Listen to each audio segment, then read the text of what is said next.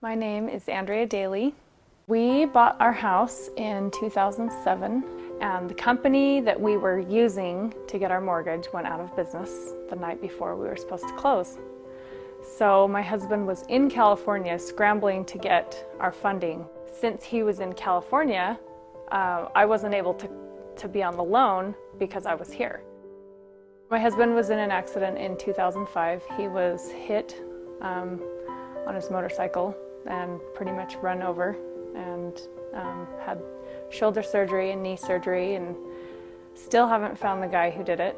We don't know where he is. It was a hit and run, and my husband, did some rehab, had a few surgeries, and never quite was able to fully recover from that accident. When my husband and I moved here from California, his doctor changed, and obviously he had to go back through all the history with his new doctor, and his doctor prescribed him a lot of medication, more than was needed, absolutely more than was needed. Every time he would go off, he would go through horrible withdrawals. I mean, shaking, throwing up, not being able to sleep for days. He functioned the best that he could, but eventually, with the mix of medications that his doctor had prescribed, he passed away in the middle of the night. The medications just stopped his heart, and I found him in the morning.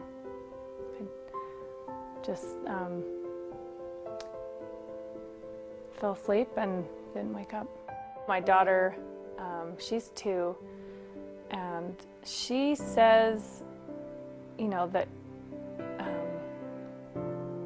she says, my daddy died, but I'm not sure if she really understands that, because sometimes she'll ask, are we going to pick up my dad from the airport?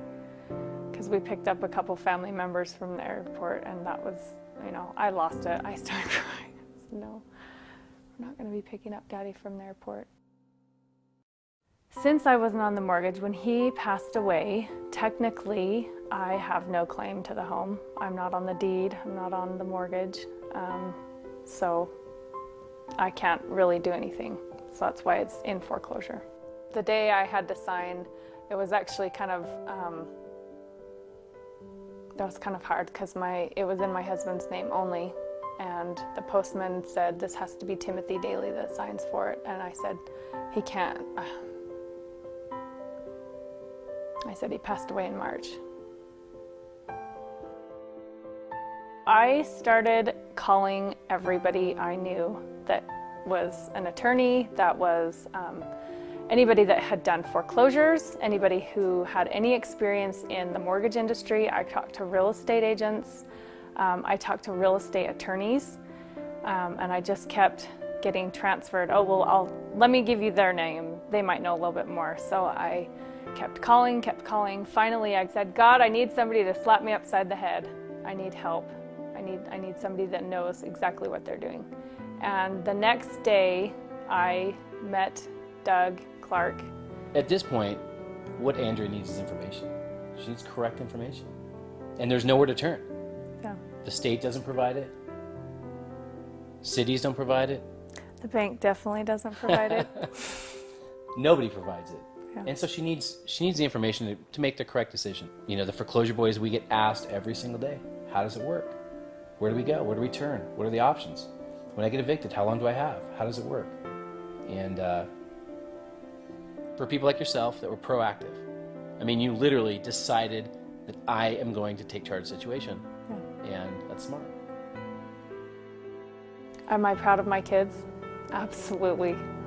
Every day I am so proud of my kids. I'm totally biased, but I think I have the best kids by far. I think my kids are amazing. They're doing really well in school, and sweet and kind, and generally get along with each other really well.